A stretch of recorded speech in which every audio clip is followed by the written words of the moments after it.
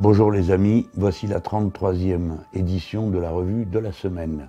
Il fait une chaleur incroyable à Paris et je viens d'une chaleur inouïe à Marseille et je vais retourner à la chaleur incroyable de Marseille. Générique.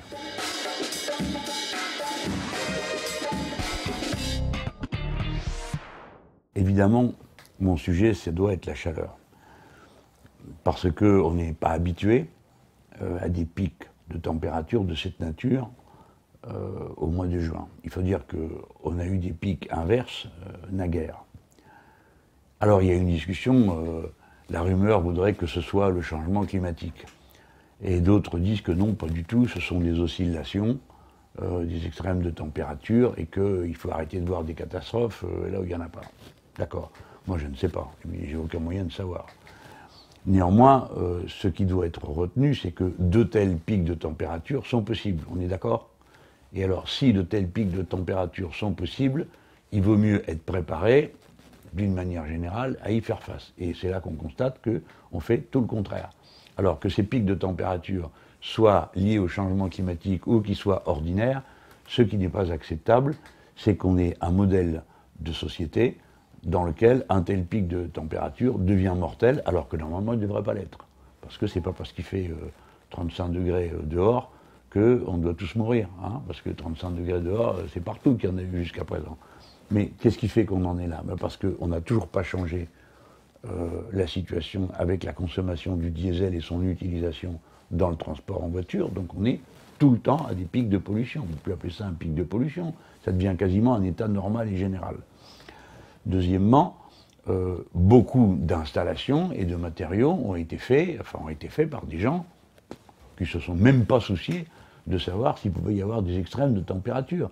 Et leurs maquettes et leurs réalisations architecturales ont été acceptées par des gens à qui ce n'est pas non plus venu à l'esprit. Si bien qu'aujourd'hui, vous avez toutes sortes de gens qui souffrent au-delà du raisonnable. Des salles de classe qui, naturellement, ne sont pas climatisées. Et je vais vous dire, tant mieux, parce que la climatisation, c'est, d'un point de vue écologique, un véritable gâchis, et du point de vue de la santé, pas bon du tout. Parce que respirer de l'air pulsé, glacé, quand on circule entre des endroits où on respire de l'air pulsé, glacé, et des endroits où on est surchauffé, ça donne ce que vous entendez en ce moment, c'est-à-dire quelqu'un qui a la voix prise et qui peut même se choper quelques belles maladies. Au passage, je sais de quoi je parle, parce que je suis continuellement confronté aux trains climatisés, aux avions climatisés, je vous passe le reste. Donc, déjà, faisons ce constat. Beaucoup de gens, donc, souffrent. Qui sont ces gens? Les profs, qui sont en salle avec les élèves, et c'est nos petits qui sont là, et nos jeunes. Hein.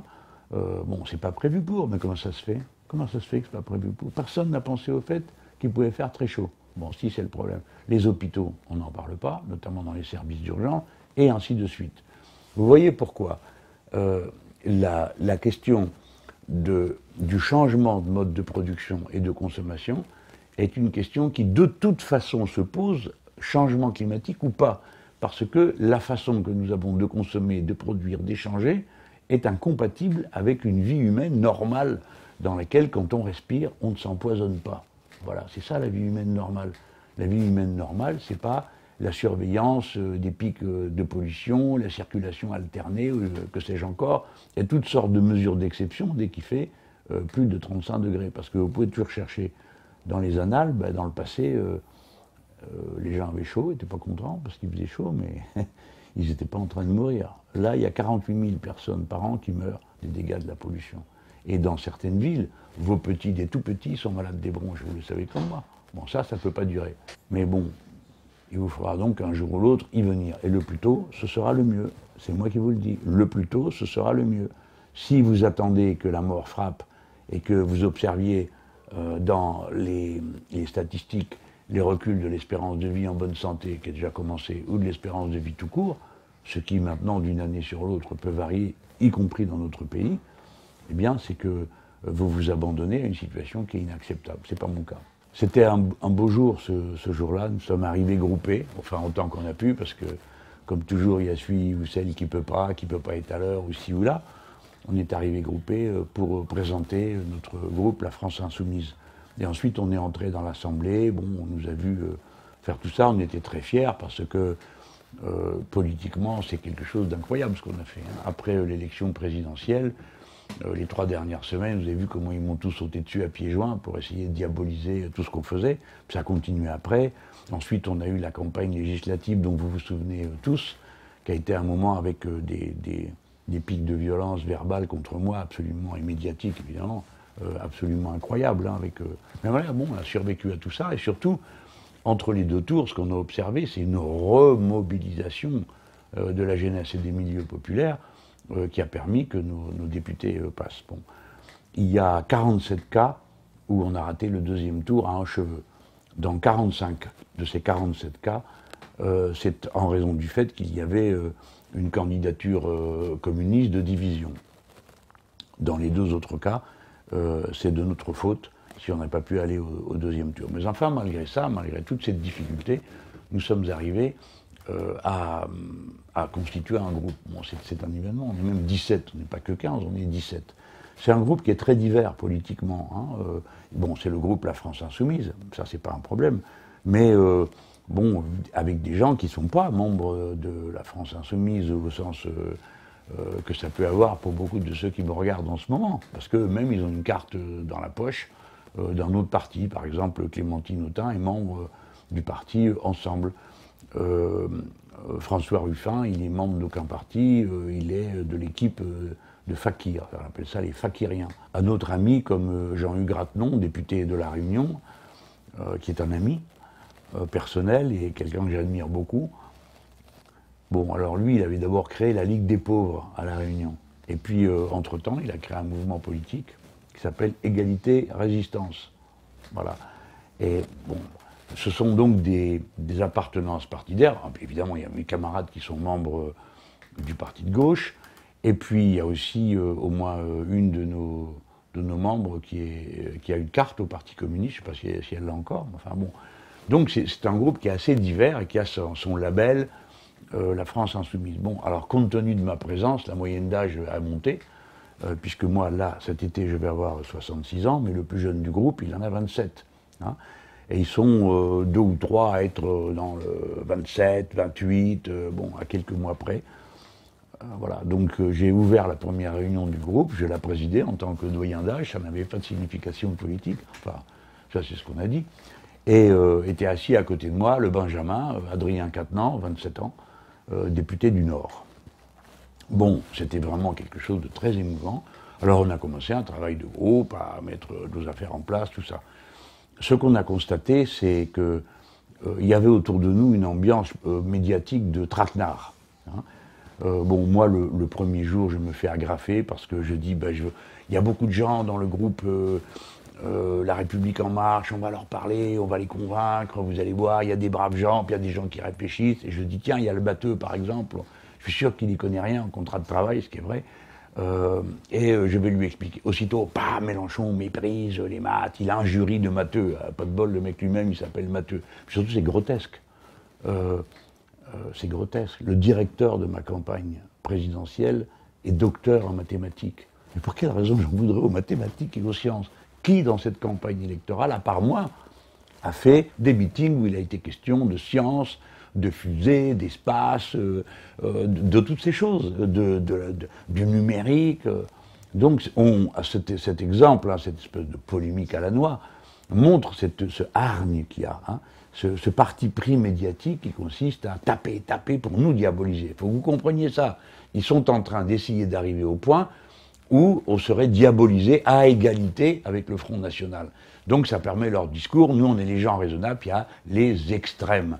Alors l'extrême droite et les extrêmes enragés que nous sommes nous, que nous serions nous, la France Insoumise. Alors bon, au début c'était réservé à moi, donc à chaque fois que j'ouvre la bouche, poum, il me tombe dessus, ça fait une histoire. Bon. Mais là maintenant, ils se sont dit chouette, on en a 17 sous la main qu'on va pouvoir brocarder comme ça. Et ça a donné lieu à des scènes absolument incroyables de violence, de grossièreté contre nous.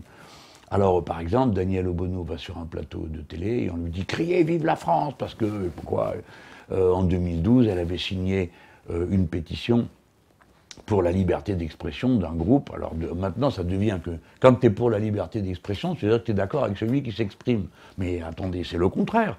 le droit à la liberté d'expression, c'est toujours le droit à la liberté d'expression de celui avec qui tu n'es pas d'accord. Sinon, ça ne s'appelle pas la liberté d'expression, ça s'appelle la liberté d'être d'accord. On en est là. Bon, alors, elle avait pris position à cette époque, elle n'est pas la seule, hein. Voilà. Et alors, mais c'est pas ça le plus important, parce que bon, mais c'est la hargne, regardez bien, le machisme d'abord. À qui ils osent faire ça, hein? Est-ce qu'ils me le font à moi? Non, avec moi ils prennent d'autres. Ah, c'est une femme. En plus, c'est une femme noire. D'accord? On sent leur racisme là-dedans. Toi là, dis que t'es pour, crie vive la France. Mais elle a un sang-froid extraordinaire, Danielle Obono. Elle dit pourquoi? Il y a un sujet, c'est pour le 14 juillet. Elle a raison. Mais au nom de quoi il lui intime cet ordre, crier vive la France? Au nom de quoi? Bon, vous voyez, alors voilà encore, alors, évidemment, ça a déchaîné les hordes d'extrême droite, hein. Et les journalistes le faisaient exprès, là, enfin, journalistes, je mets des guillemets, hein. Ils le faisaient pour ça, pour mettre le feu, pour que la haine d'extrême droite se déchaîne. Et après, ils viendraient dire, regardez, c'est une bataille de chiens, ils se tapent entre eux, enfin bref. Cette forme de racisme médiatique, de la bonne société qui est là. Regardez comment il s'est exprimé à propos de l'élection de Manuel Valls. C'est la honte, cette élection. Des comptes rendus comme ça. Les 4 bureaux où on n'a pas d'assesseur, où notre candidate n'a pas d'assesseur, elle a fait confiance. Mais vous êtes fous de faire confiance. Ne faites jamais confiance. Ne faites jamais confiance. Surveillez tout. Ne croyez jamais à leur bonne foi. Justement, c'est dans les 4 bureaux où on n'a pas d'assesseur que tout d'un coup, le rapport de force s'inverse. Et quand on vient en mairie centrale, interdiction de rentrer. Quand on dit on veut recompter les bulletins, on les a détruits. Évidemment, nos amis protestent. Et vous avez vu comment ils vous mettent ça en scène, hein? C'est pour montrer qu'il y a une bande d'excités. Ah ben tiens, en plus, ils ont une drôle de couleur de peau, ils ont un drôle de look, hein? Et vous avez des gens qui passent derrière, toute la bonne société, qui hait les banlieues, parce que c'est quand même du mépris de classe qu'ont ces gens-là. Il faut appeler les choses par leur nom, hein? Qui évidemment appuyaient lourdement sur le côté la canaille, les excités, il suffit de dire le Figaro. Donc moi je sais que ça sert à rien de mettre en garde, ces gens-là ne peuvent pas être changés, ils ne peuvent pas être améliorés, on ne peut pas dialoguer avec eux, ce sont des ennemis, point barre.